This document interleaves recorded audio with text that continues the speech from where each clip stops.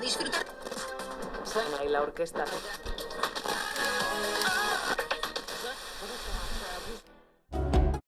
Hello and welcome back to The Prodigal. Your host is Neil Thomas, and every week we get to open up the Bible and just dive right in.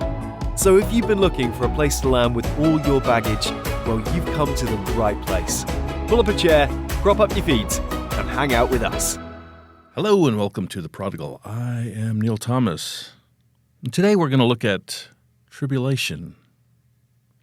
How many people know that tribulation is God's will for his children? Mark 8, verses 34, it says, "Then Jesus Christ our Lord, he called the crowd to where he was along with his disciples. And he said, 'Whoever wants to be my disciple, he must deny himself. He must take up his cross and follow me.'" Now, if our Lord Jesus Christ, who is the head of all the angels, if our Lord Jesus Christ, who is the Son of God and the Son of Man, and if he is God himself, if he was subjected to tribulations, who are we not to face the same thing? You know, the problem with most of us is that we're not ready to suffer tribulations. We're not ready to suffer humiliation or disgrace. In Matthew chapter 15, verses 8, it says, "These people draw near to me with their mouth. They honor me with their lips, but their heart is far from me." And that is why we have a hard time realizing God's glory. We're not prepared to suffer afflictions. We're not prepared to carry our cross. We're not prepared to follow our Lord Jesus. We're not ready to receive disgrace or insults. We're not ready to be cheated or beaten or accused falsely. We're not ready to be killed in his name. And the reason why all mankind falls short of the glory of God is that no one is prepared to suffer. But our Lord Jesus Christ, he's made it abundantly clear, absolutely clear, when he said, "Whoever will come after me," he said, "Whoever will come after me, let him deny himself, let him take up his cross and follow me." If you don't take up your cross, what benefit is your Christian walk? You know, your money is not beneficial. Your homes, they're not beneficial. Your fame and fortune, that's not beneficial. But what is required for you is to overcome tribulations.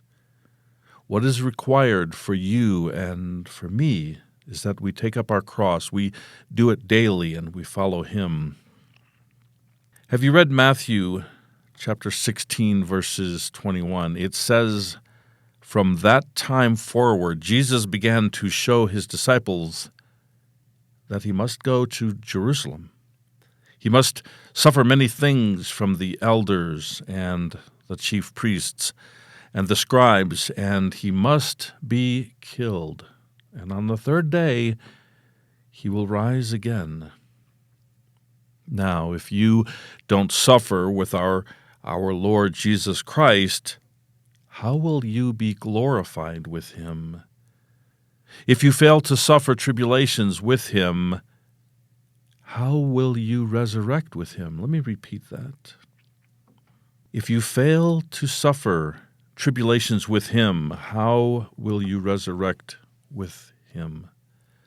And that is why he asked, "Isn't the Christ supposed to suffer many things and pass into his Father's glory?"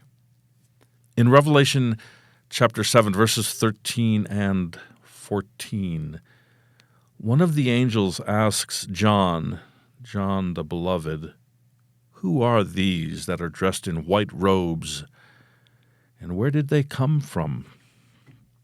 And John said to him, he said, "Sir, you know." I guess what John was saying is, I don't know, but I bet you know, sir, angel, Mr. Angel. So the angel said to me, "These are the ones who come out of the great tribulation. They've washed their robes, and they made them white in the blood of the Lamb. Therefore they are before the throne of God, and they serve him day and night in his temple. And he who sits on the throne will dwell among them. They shall neither hunger any more, nor shall they thirst any more. The sun shall not strike them, nor any heat.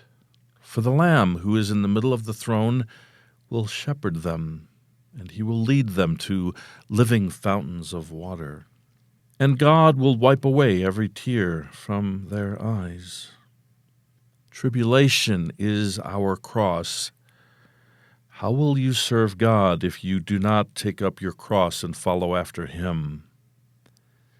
You know, everyone claims that they want to follow our Lord Jesus Christ, but is there anyone who is prepared to face tribulations?